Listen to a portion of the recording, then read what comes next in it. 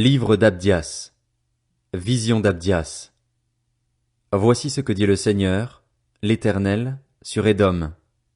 Nous avons appris une nouvelle de la part de l'Éternel et un messager a été envoyé parmi les nations. Levez-vous, dressons-nous contre Édom pour lui faire la guerre. Je t'ai rendu petit parmi les nations, tu es l'objet du plus grand mépris. L'orgueil de ton cœur t'a égaré, toi qui es installé dans le creux des rochers, toi qui habites sur les hauteurs et qui te dis, qui me fera tomber jusqu'à terre?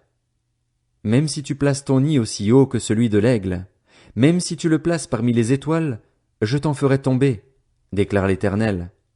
Si des voleurs, des pillards, viennent de nuit chez toi, comme te voilà dévasté, ne voleront-ils pas tout ce qu'ils peuvent? Si des vendangeurs viennent chez toi, laisseront-ils de quoi grappiller? Ah, comme Ésaü est fouillé, comme ses trésors cachés sont découverts. Tous tes alliés t'ont chassé jusqu'à la frontière. Tes amis t'ont trompé, ils l'ont emporté sur toi. Ceux qui mangeaient ton pain t'ont tendu un piège, et tu n'as pas su t'en apercevoir. Ce jour-là, déclare l'Éternel, je ferai disparaître d'Édom les sages, et de la montagne d'Ésaü l'intelligence. Tes guerriers, tes mânes, seront dans une telle épouvante que tous les habitants de la montagne d'Ésaü mourront dans le carnage. À cause de ta violence contre ton frère Jacob, tu seras couvert de honte et tu seras exterminé pour toujours. Le jour où tu te tenais en face de lui, le jour où des inconnus emmenaient ses richesses, où des étrangers entraient dans sa ville et se partageaient au sort Jérusalem, toi aussi tu étais comme l'un d'eux. Ne regarde pas avec plaisir le jour de ton frère, le jour de son malheur. Ne te réjouis pas aux dépens des Judéens le jour de leur ruine et n'ouvre pas une grande bouche le jour de la détresse. N'entre pas dans la ville de mon peuple le jour de sa ruine. Ne regarde pas son malheur avec plaisir le jour de sa ruine et ne porte pas la main sur ses richesses le jour de sa ruine. Ne te poste pas au carrefour pour exterminer ses fuyards et ne livre pas ses rescapés le jour de la détresse. En effet, le jour de l'Éternel est proche pour toutes les nations. On te fera comme tu as fait.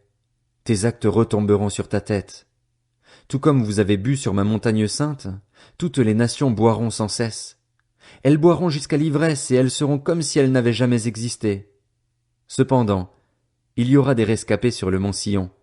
Il sera saint, et la famille de Jacob reprendra ses possessions.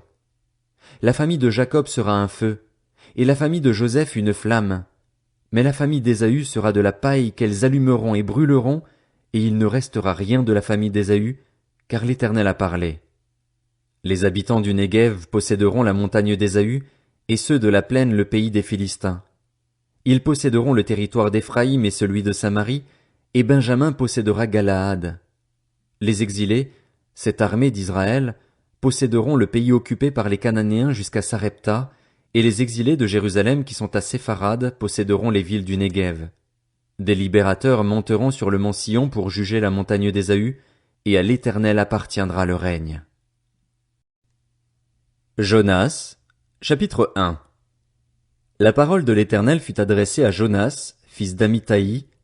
Lève-toi, va à Ninive, la grande ville, et crie contre elle, car sa méchanceté est montée jusqu'à moi.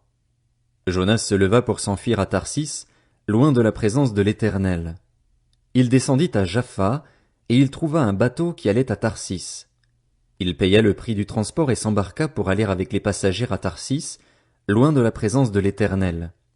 L'Éternel fit souffler sur la mer un vent impétueux, et il se leva sur la mer une si grande tempête que le bateau menaçait de faire naufrage.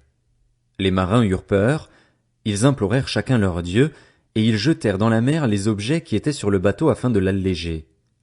Jonas était descendu au fond du bateau, s'était couché et dormait profondément. Le capitaine s'approcha de lui et lui dit, « Pourquoi dors-tu? Lève-toi, fais appel à ton Dieu. Peut-être voudra-t-il penser à nous et nous ne mourrons pas. » Puis ils se dirent l'un à l'autre, « Venez, tirons au sort pour savoir qui nous attire ce malheur. » Ils tirèrent au sort, et le sort tomba sur Jonas. Alors ils lui dirent, « Dis-nous qui nous attire ce malheur. Quelle est ton occupation et d'où viens-tu?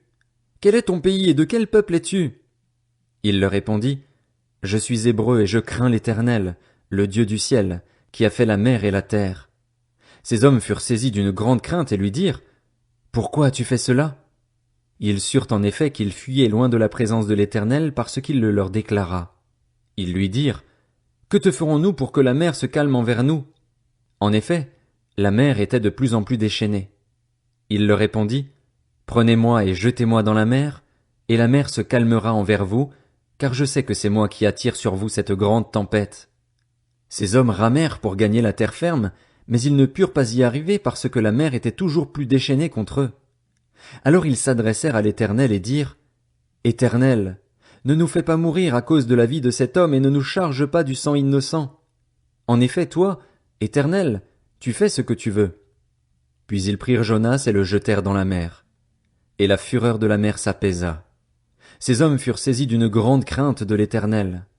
Ils offrirent un sacrifice à l'Éternel et firent des vœux. Jonas, chapitre 2. L'Éternel fit venir un grand poisson pour avaler Jonas, et Jonas fut 3 jours et 3 nuits dans le ventre du poisson. Du ventre du poisson, Jonas pria l'Éternel, son Dieu, en disant, Dans ma détresse j'ai fait appel à l'Éternel, et il m'a répondu. Du milieu du séjour des morts j'ai appelé au secours, et tu as entendu ma voix. Tu m'as jeté dans l'abîme, dans les profondeurs de la mer, et les courants m'ont environné. Toutes tes vagues et tous tes flots sont passés sur moi. Je disais, je suis chassé loin de ton regard, mais je verrai encore ton saint temple. L'eau m'a couvert jusqu'à m'enlever la vie. L'abîme m'a enveloppé, les algues s'enroulaient autour de ma tête. Je suis descendu jusqu'aux racines des montagnes.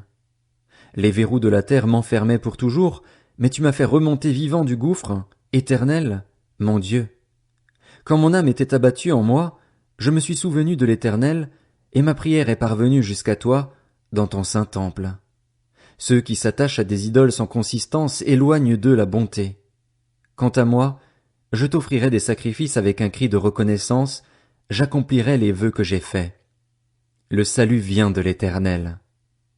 L'Éternel parla au poisson, et le poisson vomit Jonas sur la terre.